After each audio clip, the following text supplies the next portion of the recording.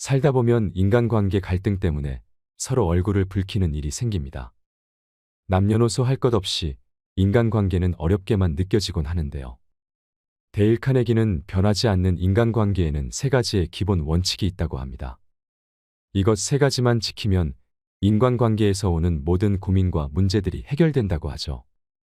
오늘 영상은 인간의 본성을 이해하고 대처하는 능력을 키우는 데 도움이 될 것입니다.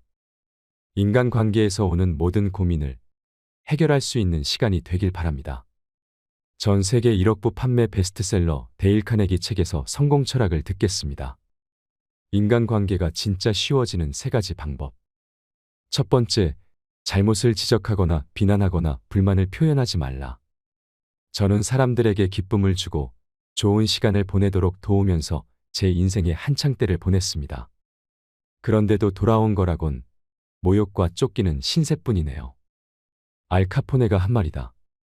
그렇다. 미국에서 가장 악명 높은 공공의 적이자 시카고를 총성으로 물들인 사악한 갱두목 말이다. 카포네는 자신에게 죄가 있다고 생각하지 않았다. 오히려 자신이 은혜를 베풀고 있는데 사람들이 그걸 몰라주고 자신을 오해한다고 생각했다. 더치 슐츠도 뉴요크에서 갱단의 총에 쓰러질 때까지 자신을 그렇게 생각했다. 뉴욕에서 가장 악명 높은 범죄자 중 한 명이었던 슐츠는 어느 신문과의 인터뷰에서 자신을 공공의 자선가라고 말했다. 진심이었다. 이 주제와 관련해 흥미로운 편지를 주고받은 적이 있다. 상대는 뉴욕의 싱싱교도소에서 오랫동안 교도소장을 지낸 루이스 로즈였다. 로즈는 이렇게 단언했다. 싱싱에 있는 범죄자 중에서 자신이 나쁜 사람이라고 생각하는 사람은 거의 없습니다. 그들도 당신이나 나와 똑같은 인간입니다. 그래서 자신을 합리화하면서 변명을 합니다. 자신이 왜 금고를 따야 했고 빠르게 방아쇠를 당길 수밖에 없었는지 다들 이유가 있습니다. 대부분은 오류가 있든 논리적이든 어떤 식으로든 이유를 대서 본인의 반사회적 행동을 정당화하려고 합니다.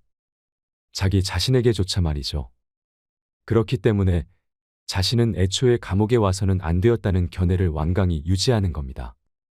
감옥에 갇힌 극악무도한 죄수들조차 그 어떤 일에도 자신을 탓하지 않는다면 여러분이나 내가 만나는 평범한 사람들은 과연 어떨까?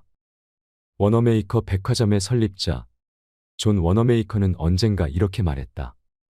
남을 꾸짖는 건 바보짓임을 나는 30년 전에 깨달았다. 하느님이 지능이라는 선물을 모두에게 똑같이 나누어 주지 않으셨다고 해서 그걸 속상해하고 있기에는 나 자신의 한계를 극복하는 것만으로도 벅차다. 워너메이커는 이 교훈을 일찌감치 깨쳤지만 나는 30년이 넘는 긴 세월을 혼자 이리저리 부딪히며 여기까지 온 후에야 대다수의 사람들이 그 어떤 일에도 자신을 비난하지 않는다는 사실을 깨달았다. 그게 아무리 틀렸다고 해도 말이다. 비난은 헛수고다. 비난을 받은 상대는 방어하는 입장이 되기에 보통은 자신을 정당화하려고 길을 쓰기 때문이다. 비난은 위험하다. 비난은 사람들의 소중한 자존심에 상처를 내고 자존감을 다치게 하며 붕괴하게 만든다. 세계적인 심리학자 스키너는 동물의 잘한 행동에 보상을 주면 나쁜 행동에 벌을 주는 것보다 학습이 훨씬 더 빠르고 배운 내용도 더 효과적으로 기억한다는 사실을 실험으로 증명했다. 인간에게도 똑같이 적용된다는 사실이 나중에 밝혀졌다. 비난으로는 지속적인 변화를 만들어내지 못한다. 오히려 당사자는 억울해하는 경우가 많다. 역시나 위대한 심리학자인 한스셀리에는 이런 말을 했다. 우리는 인정받기에 목마른 만큼 비난을 두려워한다. 비난이 낳은 억울한 심정은 직원이나 가족, 친구를 기운 빠지게 만든다. 그러면서도 비난을 받게 한 그 상황은 쉽게 바로 잡아지지 않는다. 기억하라. 여러분이 원하는 것은 꿀이지만 벌에 쏘이고 싶지는 않을 것이다. 오클라호마에 사는 조지 존스턴은 엔지니어링 회사의 안전 책임자였다. 직원들이 현장에서 일할 때 언제나 안전모를 쓰게 하는 일도 조지의 업무 중 하나였다. 원래 조지는 안전모를 착용하지 않은 직원과 마주치면 손가락을 흔들면서 권위적이고 엄하게 지적했다고 한다. 반드시 규정을 준수해야 한다고 말이다. 결과는 어땠을까? 직원들은 마지못해 따랐지만 조지가 자리를 뜨고 나면 종종 안전모를 다시 벗어 던지는 소리가 들렸다. 조지는 방법을 바꿔보기로 했다. 직원들 몇몇이 안전모를 착용하지 않은 채 모여 있는 것을 발견하고는 안전모가 불편한지 물었다. 머리에 잘 안 맞나요? 그런 다음 직원들에게 안전모는 부상을 방지하기 위해 고안되었으니 일할 때는 항상 써줬으면 좋겠다고 상냥한 톤으로 말했다. 그 결과 사람들은 규칙을 더 잘 따랐고 그들의 감정이 상할 일도 없었다. 비난이 헛수고라는 사실은 역사적으로 수많은 예시를 찾을 수 있다. 예를 들어 그 유명한 시어도어 루스벨트와 윌리엄 하워드 태프트 사이의 유명한 갈등만 해도 그렇다. 이 갈등 때문에 공화당은 반으로 쪼개졌고 우드로 윌슨이 백악관을 차지했다. 그러면서 제1차 세계대전처럼 굵직한 여러 사건이 발생했고 역사의 흐름이 바뀌었다. 빠르게 당시 상황을 되짚어보자. 1908년 퇴임 당시 루스벨트는 태프트를 지지했고 결국 태프트가 대통령에 당선되었다.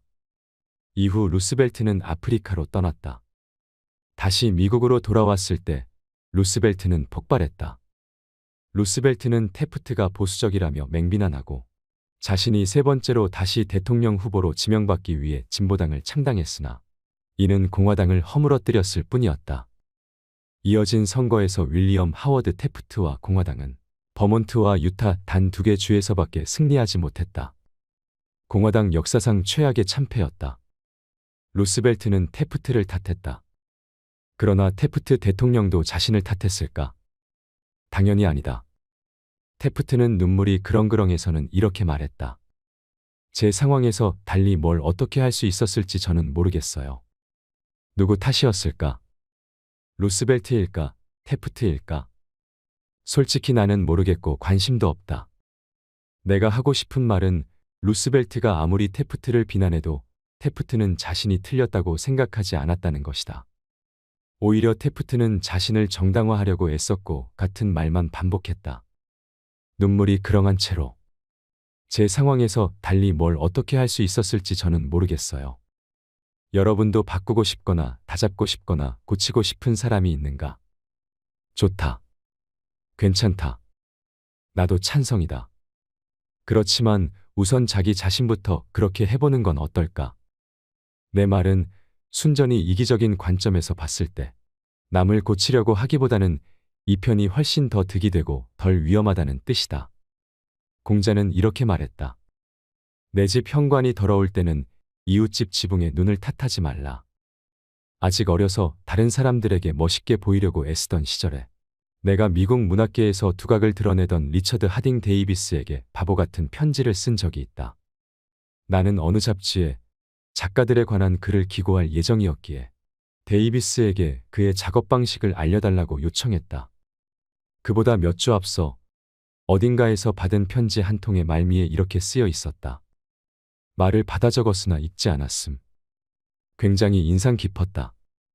글쓴이가 아주 바쁘고 중요한 거물이라는 느낌이 들었다. 나는 전혀 바쁘지 않았지만 리처드 하딩 데이비스에게 인상적으로 보이고 싶어서 내 짧은 편지의 끝부분에 똑같이 썼다. 말을 받아 적었으나 읽지 않았음. 데이비스는 굳이 답장을 쓰는 수고를 하지 않았다. 내가 쓴 편지의 아래쪽에 이렇게 써서 돌려보냈을 뿐이다. 무례를 무례로 돌려드립니다. 그래, 내가 실수했다. 어쩌면 나는 그런 비난을 들어도 쌌다. 하지만 나도 인간인지라 분한 마음이 들었다. 어찌나 분했던지 10년 뒤 리처드 하딩 데이비스의 부고를 읽었을 때도 오직 내 마음에는 나에게 상처를 준 사람이라는 생각밖에 없었다. 내일 당장 누군가에게 죽을 때까지 수십 년 묵은 원한으로 남을 행동을 하고 싶다면 신랄한 비난을 한마디 던지면 된다. 그 비난이 아무리 정당화될 수 있다고 하더라도 말이다. 사람을 대할 때는 상대방이 논리적인 존재가 아니라는 사실을 꼭 기억하기로 하자. 상대방은 감정의 동물이고 선입견이 가득하며 자존심과 허영심에 휘둘리는 존재다. 영국 문학을 풍요롭게 만들어 주었던 최고의 소설가 중 한 명인 토머스 하디는 성정이 예민했다. 그는 혹독한 비난을 듣고 나서는 두 번 다시 소설을 쓰지 않았다. 영국의 시인 토머스 채터턴은 비평 때문에 죽었다. 벤저민 프랭클린은 젊은 시절 눈치가 없었다. 그러나 나중에는 수완이 생겼고 어찌나 노련하게 사람을 잘 다뤘던지 주프랑스 미국 대사에까지 임명됐다. 그는 자신의 성공 비결을 이렇게 이야기했다. 저는 그 누구도 험담하지 않습니다. 그리고 모든 사람을 최대한 좋게 이야기합니다. 잘못을 지적하고 비난하며 불만을 표시하는 일은 그 어느 바보라도 할 수 있다. 사실 바보들이 대부분 그렇게 한다. 그러나 이해하고 용서하려면 인격과 자제력이 필요하다. 칼라일은 이렇게 말했다. 훌륭한 사람이 훌륭하다는 것이 드러나는 건 하찮은 사람을 대할 때다. 다른 사람을 비난하지 말고 이해하도록 노력해 보기로 하자. 왜 그러는지 알아내려고 노력하기로 하자. 비난보다는 그 편이 훨씬 더 유익하고도 흥미롭다. 이런 태도야말로 연민과 관용과 친절을 낳는다. 알면 용서된다. 존슨 박사가 이야기했던 것처럼 말이다. 하느님도 마지막 날까지는 사람을 심판하지 않으신다. 그런데 우리라고 심판할 것인가? 두 번째, 정직하고 진심에서 우러난 인정의 말을 건네라. 누가 무엇을 하도록 만드는 방법은 세상에 하나밖에 없다. 혹시 이에 대해 생각해 본 적이 있는가? 그렇다. 방법은 단 하나뿐이다. 바로 상대가 그 일을 하고 싶게 만드는 것이다. 기억하라. 다른 방법은 없다. 물론 옆구리에 권총을 들이대면 손목시계를 끌어주고 쉽게 만들 수는 있다. 해고하겠다고 협박하면 직원들이 협조하게 만들 수도 있다. 우리가 등을 보이기 전까지는 말이다. 하지만 이런 방법은 원치 않는 부작용을 낸다. 상대가 무언가를 하게 만드는 유일한 방법은 상대가 원하는 바를 주는 것이다. 상대는 뭘 원하는가? 현대 심리학의 초석을 놓은 지크문트 프로이트는 우리가 하는 모든 일이 두 가지 동기에서 출발한다고 했다. 성적 충동 또는 훌륭해지고 싶은 욕망. 미국의 가장 심오한 철학자 중 한 명인 존 듀이는 약간 다르게 표현했다. 듀이 박사는 인간 본성의 가장 깊은 곳에 있는 충동이 중요한 사람이고 싶은 욕망이라고 했다. 이 말을 기억하기 바란다. 중요한 사람이고 싶은 욕망. 의미심장한 표현이다. 이 책에서 이와 관련된 이야기를 많이 듣게 될 것이다. 당신은 뭘 원하는가? 많지는 않을 것이다. 그렇지만 정말로 바라는 몇 가지는 아주 집요하게 갈망하고 있다는 사실을 부인할 수 없을 것이다. 대부분 사람들은 아래와 같은 것을 원한다. 건강과 장수, 음식, 잠, 돈과 돈으로 살 수 있는 것, 사후 세계에 대한 믿음, 성적 만족, 자녀의 건강과 행복, 자신이 중요한 사람이라는 느낌. 이 중에 일부는 충족이 되고 일부는 가끔 충족되지만 하나만큼은 예외다. 이들 갈망 중에 하나는 좀처럼 충족되지 않는다. 바로 프로이트가 훌륭해지고 싶은 욕망이라고 부른 것이고 듀이가 중요한 사람이고 싶은 욕망이라고 부른 것이다. 링컨은 어느 편지의 서두에서 이렇게 말했다. 누구나 칭찬을 좋아합니다. 윌리엄 제임스는 이렇게 말했다. 인간 본성의 가장 깊은 곳에 있는 원칙은 인정받고 싶은 갈망이다. 인간이어서 겪는 이 갈증은 괴롭지만 결코 수그러들지 않는다. 이 마음의 갈증을 진정으로 해소해 줄 수 있는 몇 안 되는 사람은 타인을 자기 손바닥 위에 놓고 살 것이며 그가 죽으면 장의사조차 애석해할 것이다. 중요한 사람이라고 느끼고 싶은 욕망은 인간을 동물과 구별짓는 가장 큰 차이점 중 하나다. 일례로 내가 미주리주 어느 농장의 시골 소년이던 시절에 우리 아버지는 두록저지종 돼지와 얼굴에 흰 반점이 있는 순수 혈통의 소를 키웠다. 중서부 각지에서 열리는 시골 축제며 가축 품평회에 참가해 돼지와 소를 전시하곤 했는데 1등 상을 여러 번 탔다. 아버지는 1등을 할 때마다 받은 푸른색 리본을 새하얀 모슬린 시트 한 장에 일일이 핀으로 꽂아두었다. 그리고 친구나 손님이 찾아오면 그 기다란 모슬린 시트를 꺼냈다. 아버지가 이쪽 끝을 잡고 내가 저쪽 끝을 잡아 쭉 펼치면 푸른색 리본의 향연이 펼쳐졌다. 돼지들은 자기가 파란색 리본을 탔는지 못 탔는지 관심도 없었다. 관심은 아버지가 있었다. 그렇게 받은 상이 아버지에게는 자신이 중요한 사람이라는 느낌을 주었다. 만약 선조들에게 그렇게 중요한 사람이라고 느끼고 싶은 욕망에 불타지 않았더라면 문명은 불가능했을 것이다. 그것 없이는 우리도 그냥 동물과 다를 바 없었을 것이다. 자신이 뭔가 중요한 사람이라고 느끼고 싶은 이 욕망 때문에 학교 교육도 제대로 받지 못한 궁핍한 식료품점 점원은 50센트를 주고 산 중고 법률 서적을 열심히 공부했다. 이 점원의 이야기를 여러분도 들어보았을 것이다. 링컨이라고. 내가 중요한 사람이라고 느끼고 싶은 이 욕망 때문에 찰스 디킨스는 불멸의 소설을 썼다.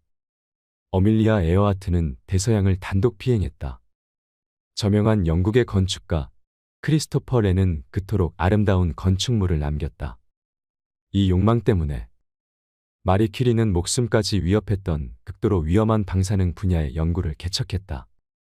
존 록펠러는 끝끝내 쓰지도 않을 수백만 달러를 쌓아두었다. 그 똑같은 욕망 때문에 가장 큰 부잣집 가문은 필요 이상으로 큰 집을 지었다. 당신은 최신 유행하는 옷을 입고 신형 자동차를 타고 자녀의 천재성을 자랑하고 싶어 한다. 그리고 이 욕망 때문에 수많은 소년 소녀가 갱단에 가입하고 범죄를 저지른다. 뉴욕 경찰청장을 지낸 멀로니에 따르면 젊은 범죄자들은 자존심이 대단해서 체포되면 자신을 영웅으로 묘사한 황색 신문을 가장 먼저 요구한다고 한다. 형량이 얼마나 나올지도 모르는데 그것은 일단 나중 문제고 우선은 유명한 스포츠 스타나 영화배우, 정치가와 함께 신문의 일면을 장식한다는 사실을 흐뭇해한다는 것이다. 나는 중요한 사람이라는 느낌을 당신은 과연 어떤 식으로 얻고 있는지 알려준다면 나는 당신이 어떤 사람인지 말해줄 수 있다. 그것이 바로 당신이라는 사람을 규정하기 때문이다. 당신에게 가장 중요한 부분 말이다. 예를 들어 록펠러는 내가 중요한 사람이라고 느끼기 위해 돈을 기부해서 중국 베이징에 현대식 병원을 세웠다.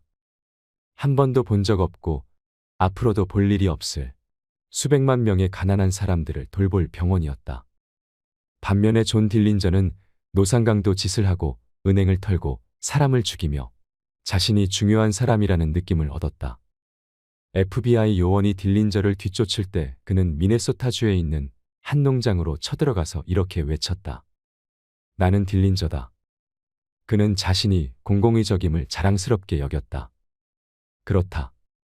딜린저와 록펠러 사이의 중대한 차이점은 자신이 중요한 사람이라는 느낌을 어떤 방식으로 얻었는지에 달려있다. 슈와브는 말했다. 사람들의 열정을 불러일으키는 능력이 저의 가장 큰 자산이라고 생각합니다. 누군가에게 내재된 최고의 모습을 끌어내서 키우는 방법은 인정과 격려입니다. 사람의 의욕을 가장 확실하게 꺾어버리는 것이 바로 상사의 혹평입니다. 저는 그 어떤 경우에도 누구도 지적하지 않습니다. 사람들이 노력하도록 동기를 부여해 주어야 한다고 생각하니까요. 늘 어떻게 하면 칭찬할 수 있을까 궁리합니다. 흠을 잡는 건 매우 싫어합니다. 저는 잘했다고 말할 때는 진심을 담고 칭찬을 할 때는 아낌없이 쏟아붓습니다. 슈와브는 자신의 말대로 실천했다고 한다. 그런데 보통 사람들은 어떻게 할까? 정확히 반대로 한다. 무언가 마음에 들지 않으면 부하 직원에게 호통치고 정말로 마음에 들면 아무 말도 하지 않는다. 오래된 속담처럼 말이다. 나쁜 짓은 한 번만 해도 다 알려지지만 좋은 일은 두 번 해도 말하는 사람이 없다. 슈와브는 이렇게 단언했다. 살면서 다양한 분야의 훌륭한 사람을 많이 만났어요. 그렇지만 아무리 훌륭하고 높은 위치에 있는 사람이라고 해도 칭찬을 해주면 분명히 비난할 때보다 더 큰 노력을 기울이고 더 일을 잘합니다. 슈와브에 따르면 이는 앤드루 카네기가 어마어마한 성공을 거두었던 이유 중 하나라고 한다. 앤드루 카네기는 부하 직원을 사람들 앞에서뿐만 아니라 둘만 있는 자리에서도 칭찬했다. 묘비명에서까지 부하 직원들을 칭찬했다. 앤드루 카네기가 직접 미리 써둔 묘비명은 다음과 같다. 자기보다 똑똑한 사람들을 주위에 둘 줄 알았던 사람이 여기에 잠들다. 몇 년 전 가출한 아내들에 관한 연구가 있었다. 아내들이 집을 나간 주된 이유가 뭐였을까? 바로 인정받지 못한다는 생각이었다. 가출한 남편들을 연구해도 똑같은 결과가 나올 것이다. 배우자를 너무나 당연하게 여겨 고마워하는 마음을 상대에게 표현하지 않는 사람이 많다. 우리 수업을 듣는 학생이 아내의 부탁에 관한 이야기를 들려준 적이 있다. 이 남자의 아내는 교회의 다른 부인들과 함께 자기계발 수업을 들었다고 한다. 아내는 더 좋은 배우자가 되기 위해 할 수 있는 일 6가지를 적어가야 한다면서 남편에게 좀 도와달라고 했다. 남편은 이렇게 말했다. 그런 부탁을 한다는 게 놀라웠어요. 솔직히 제가 아내의 바꾸고 싶은 점을 말하라고 하면 6개는 우습죠. 반대로 아내에게 저한테 바뀌었으면 하는 점을 말해보라고 하면 1000개는 될 수 있을 거예요. 저는 아무것도 말하지 않았죠. 대신에 이렇게 말했어요. 생각해보고 아침에 알려줄게. 다음 날 아침에 아주 일찍 일어났어요. 꽃집에 전화를 했죠. 아내에게 붉은 장미 6송이와 함께 이렇게 쓴 쪽지를 보내달라고 했어요. 당신에게 바꾸고 싶은 6가지를 도저히 생각해낼 수가 없어. 나는 당신을 있는 그대로 사랑해. 그날 저녁 집에 오니까 문 앞까지 누가 마중을 나왔겠어요. 그렇죠. 아내가 달려 나오더라고요. 눈물이 터질 것 같은 얼굴이었어요. 말할 필요도 없이 저는 부탁대로 아내의 흠을 잡지 않은 게 너무 기뻤죠. 그러고 나서 일요일에 교회에 갔어요. 아내는 이미 숙제를 발표한 후였어요. 아내와 함께 공부하는 부인 몇 명이 저에게 다가와서 그러더라고요. 그렇게 자상한 행동은 제 평생 처음 들어봤어요. 감사가 가진 힘을 깨닫는 순간이었어요. 우리는 자녀나 친구, 직원의 신체 건강은 걱정하면서 왜 좀처럼 자존감은 신경 써주지 않을까? 힘내라고 영양가 있는 음식은 만들어주면서 왜 친절한 인정의 말은 해주지 않을까? 그런 말 한마디가 기억에 남아 두고두고 노래할 텐데 말이다. 지금 이 글을 읽으면서 이렇게 말하는 사람도 있을 것이다. 헛소리 좀 그만하세요. 그건 그냥 아첨이죠. 저도 해봤지만 아무 효과가 없었어요. 똑똑한 사람들에게는 통하지 않는다고요. 물론 분별력이 있는 사람에게 아첨은 거의 효과가 없다. 아첨은 얄팍하고 이기적이고 진실하지 못하다. 당연히 실패해야 마땅하고 보통 실패한다. 그래, 개 중에는 인정의 말에 목말라서 아무거나 전부 칭찬으로 받아들이는 사람도 있을 것이다. 배가 너무 고프면 풀이라도 뜯고 지렁이라도 먹듯이 말이다. 빅토리아 여왕도 아첨에 약했다고 한다. 벤저민 디즈레일리 총리는 여왕을 상대할 때는 과장을 많이 했다고 고백했다. 그의 표현으로는 흑손으로 덕지덕지 갖다 발랐다라고 말이다. 그러나 디즈레일리는 광대한 대영 제국을 통치했던 사람 중에서도 가장 세련되고 능수능란했다. 디즈레일리에게 효과가 있었다고 해서 여러분이나 나에게도 꼭 효과가 있으란 법은 없다. 장기적으로 보면 아첨은 득보다 실이 많기 마련이다. 아첨은 가짜다. 위조 지폐처럼 다른 사람에게 아첨을 건넸다면 결국은 곤란해질 것이다. 그렇다면 인정과 아첨의 차이는 뭘까? 간단하다. 하나는 진심이고 다른 하나는 진심이 아니다. 하나는 마음에서 우러난 것이고 다른 하나는 이세로 비집고 나온 것이다. 하나는 사심이 없고 다른 하나는 이기적이다. 하나는 널리 찬사를 듣고 다른 하나는 널리 비난받는다. 얼마 전에 멕시코시티에 있는 차풀테펙 궁전에서 멕시코의 영웅 알바로 오브레곤 장군의 흉상을 보았다. 흉상 아래에 그의 철학을 담은 격언이 새겨져 있었다. 너를 공격하는 적을 두려워하지 말라. 너에게 아첨하는 친구를 걱정하라. 아첨하라는 말이 아니다. 그와는 거리가 멀다. 나는 새롭게 사는 방식을 이야기하고 있다. 조지 오센은 버킹엄 궁전에 있는 본인의 서재에 6개의 격언을 걸어두었다. 그중 하나가 이거였다. 싸구려 칭찬은 주지도 받지도 말아라. 바로 이것이다. 싸구려 칭찬. 언젠가 아첨의 정의를 읽은 적이 있는데 여기에 다시 써본다. 아첨이란 자기 자신에 대해서 생각하고 있는 내용을 상대방이 그대로 읊어주는 것이다. 만약 아첨으로 모든 것이 해결됐다면 누구나 다 방법을 익혀서 모두가 인간관계의 달인이 되었을 것이다. 우리는 보통 시간의 95%를 나 자신에 관한 생각으로 보낸다. 그렇지만 잠시나마 나에 대한 생각은 좀 내려놓고 상대의 좋은 점을 한번 생각해 본다면 미처 입 밖으로 다 나오기도 전에 상대가 눈치챌 만큼 거짓되고 값싼 아첨 따위에 의존할 필요가 전혀 없을 것이다. 일상생활에서 우리가 가장 소홀히 하는 덕목 중 하나가 바로 인정이다. 어찌된 노릇인지 우리는 아들딸이 훌륭한 성적표를 받아와도 좀처럼 칭찬하지 않는다. 자녀가 첫 새장을 만들었거나 브라우니를 굽는데 성공해도 격려하지 않는다.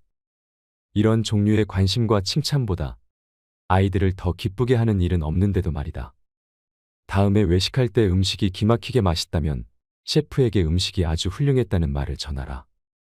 지친 세일즈맨이 남달리 친절한 태도로 설명을 해주었다면 그 점을 짚어줘라. 목사나 강사, 강연가라면 청중을 향해 혼신을 다해 이야기했는데 고맙다는 말 한마디 돌아오지 않는 것이 얼마나 기운 빠지는 일인지 잘 안다.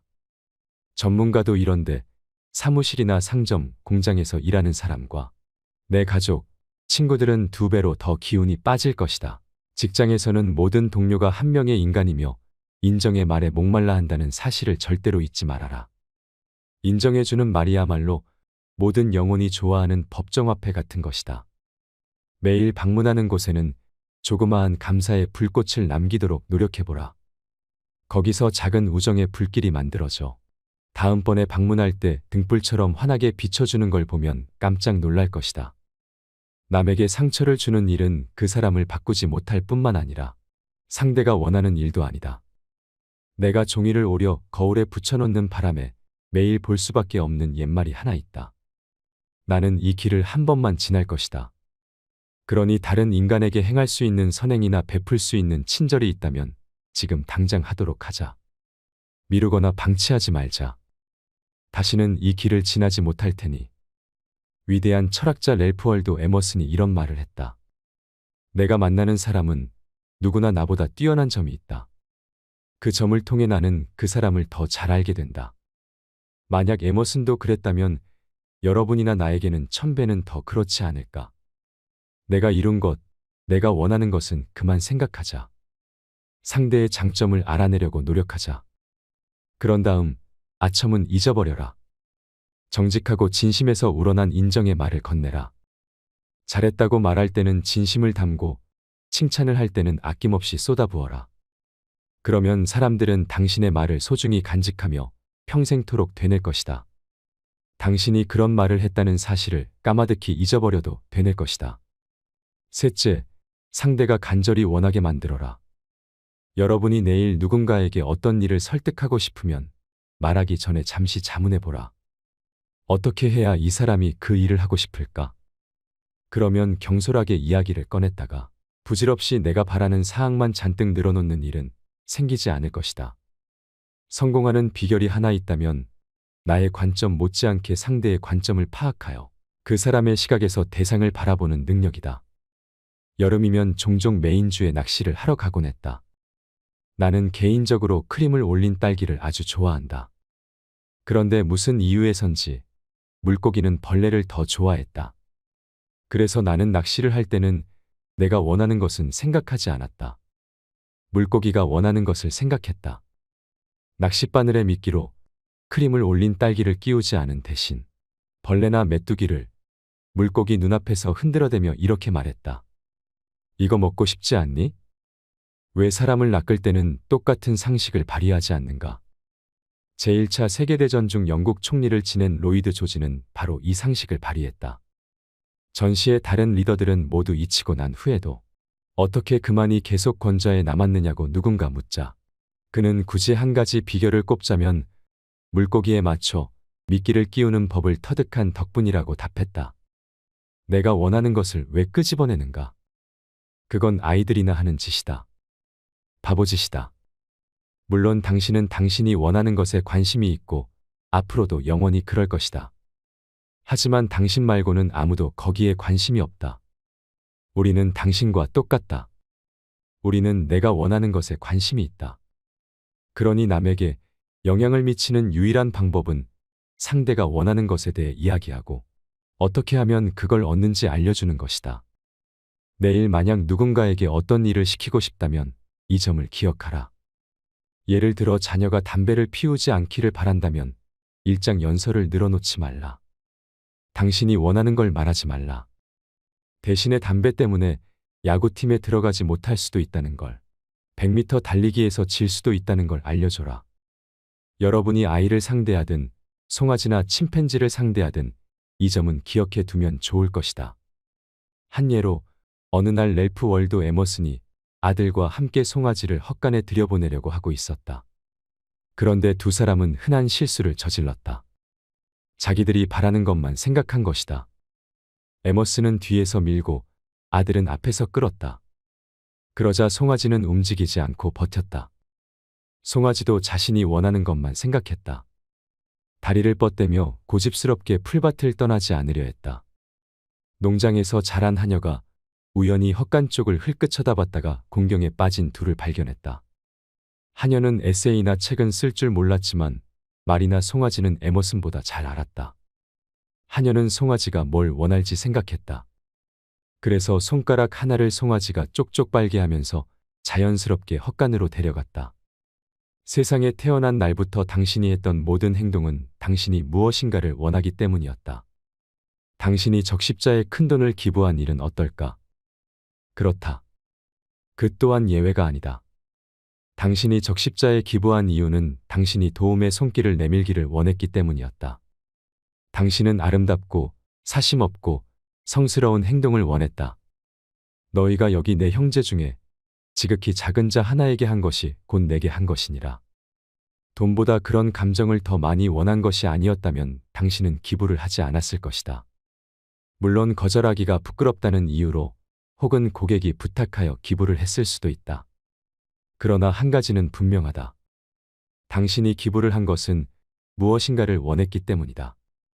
오늘도 거리에는 수천 명의 세일즈맨이 돌아다닌다. 그들은 지쳤고 낙담했고 박봉이다. 왜일까? 언제나 본인이 원하는 것만 생각하기 때문이다. 여러분도 나도 아무것도 사고 싶지 않다는 것을 저들은 깨닫지 못한다. 물건이 사고 싶었다면 밖에 나가서 사왔을 것이다. 그렇지만 언제나 우리 모두의 관심을 사로잡을 사안이 있다.